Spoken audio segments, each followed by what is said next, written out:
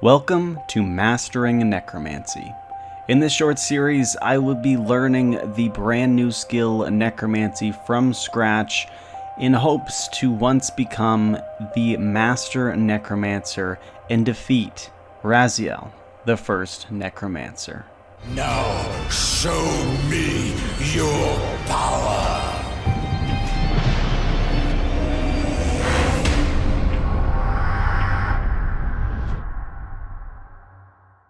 My necromancy journey began the morning of August 7th, the day of release, standing outside death's doors, waiting for the portal to the underworld to open.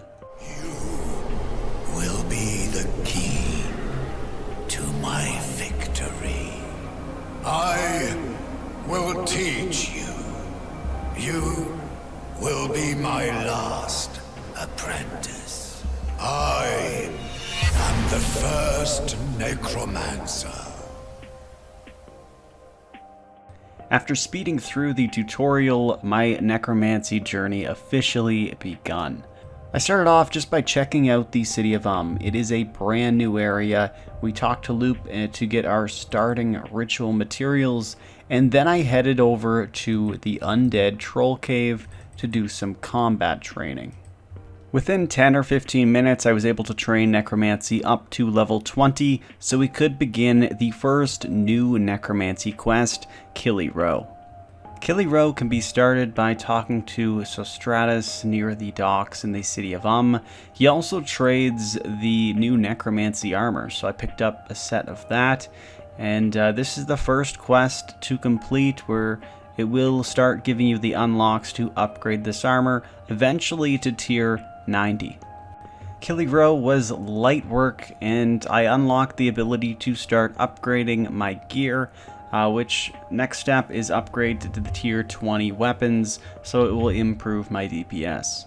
After making the bars and doing the rituals on them, I was able to get my first upgraded weapon, being the tier 20 Death Guard. Next up is the Rune Mythos quest, which unlocks the ability to make the new necrotic runes and also use the new necromancy incantations. After speaking with Rasial and runecrafting some new spirit runes, that was the end of the quest. So now I have unlocked the ability to make these necrotic runes, which actually is a pretty good moneymaker, even almost a week after release. But I decided to try and make a bit of money on release, which is what I did next, and it turned out pretty well. After testing out the profit for each rune, I found that bone runes seemed to be the best, making me just around 3.6 mil per inventory, so it was pretty great GB per hour. So I did this for a while, probably made 50 or 60 mil, and then I had to head off for a little bit. At this point, I had to log off for a bit, so I was able to train a little bit through mobile. I went on RuneScape mobile and AFK trained in the undead troll cave using some aggression potions, and this got me up to around level 50 necromancy. After this, when I hopped back on my computer again, I completed the Vessel of the Harbinger quest, so this just brings us one quest closer to the first necromancer. From level 60 to 70 necromancy, I spent a lot of time at the ritual site. The next goal was to get to 3,000 Vessel of Souls. This was to unlock the Spirit of War quest, which also unlocks the Hermod boss, which I can then use to start getting tier 70 armor, including the power armor variant. By reaching level 60 necromancy, you unlock the tier 2 ritual site, which unlocks the Greater Communion ritual. I was able to use the Dragonkin bones, which provide 20 souls per ritual. Boosting my necromancy level to level 66 allows me to use the level 2 multiply alteration glyph. This increased the vessel souls per ritual to 36, making the grind much more doable. So much so that I decided to go to 4,500 vessel souls to unlock the Spectral Scythe tier 2 ability. This essentially upgrades the Spectral Scythe ability so that on your second cast, it does the Hurricane ability, which is a great AoE ability and will really help for the AFK training that I plan to do later. From levels 70 to 80, I was trying out combat at Shades in the Stronghold of Security. I was getting just over 200k XP per hour, so this did take 4 or 5 hours just to go from level 70 Necromancy to level 80. I did find that the upgraded Spectral Scythe ability was definitely worth going to 4,500 Vessel of Souls. It is a great AoE ability and really boosted my XP per hour here. From levels 80 to 90, we spent basically an entire day doing some AFK mobile gaming at the Bound Skeletons. I did prepare before Necromancy was released and had 5 Bound Skeletons ready in my player-owned Slayer dungeon, so I didn't have to compete with anyone for a spot. The XP per hour here was right around 330k. It could have definitely been a bit higher if I did upgrade my gear a little bit more. I did have tier 70 gear, but upgrading it to tier 80 would have improved the XP per hour. You can see that I was struggling with HP at times. One really big upgrade that helped with this was getting the Vengeful Ghost. With every hit that the Vengeful Ghost deals, you will be healed by 175% of that hit. So it was extremely helpful having that ghost spawn out every once in a while to heal me up to full life points. I AFK'd all the way to level 89 and then some, so we could finish off level 90 with some more quests.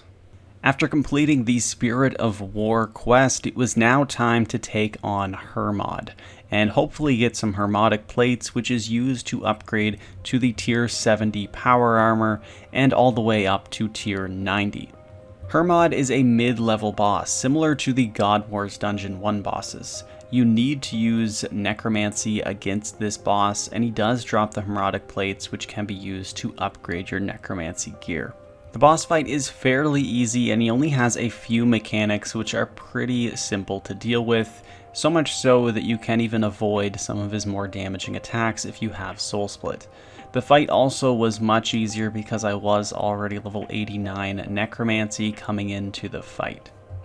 After getting 2 Hermotic plates, one from the quest and one from a few early on boss kills, I went to upgrade to tier 70 power armor. I completed the 5 Calphite Queen and the 5 Giant Mole kills really easily, and I upgraded my body and my legs to tier 70 power armor, which now unlocks the Death Mark ability. While wearing Necromancy power armor, you have a chance to apply a Death Mark. Now in my case, I had a 2% chance to apply Death Mark per attack since I had 2 tier 70 power armor equipment. The Death Mark ability is pretty useful.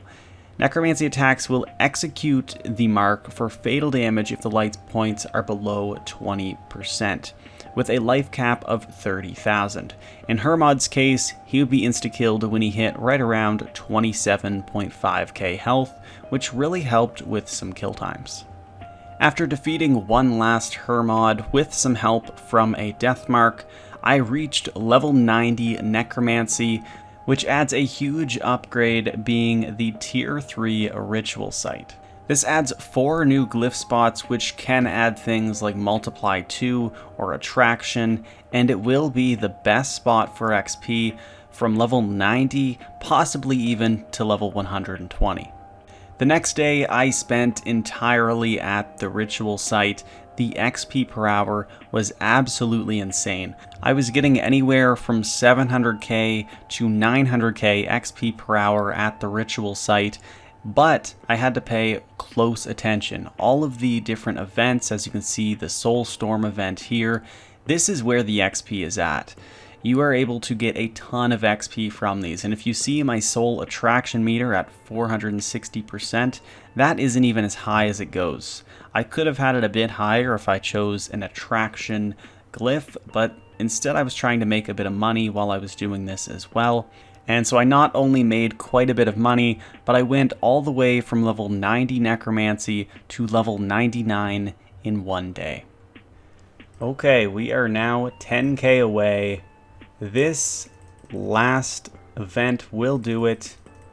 And there we go, level 99 Necromancy is achieved. We have done it. let's go pick up that cape. So you can buy the cape right here, just in the south spot of the city of And let's buy the cape. And we'll just make sure to, we'll just run over here to show it off. We'll put that hood on the cape and let's take a look at it. And there we go, we now have the 99 Necromancy cape. We can now use an extra alteration glyph on the rituals, so I will definitely be taking advantage of that when going for 120 Necromancy. The next goal, however, is taking on Rasial, the first Necromancer. Now that we have knocked off level 99 Necromancy, we should be good enough to take him on and hopefully get some of his gear. I will see you all in episode 2.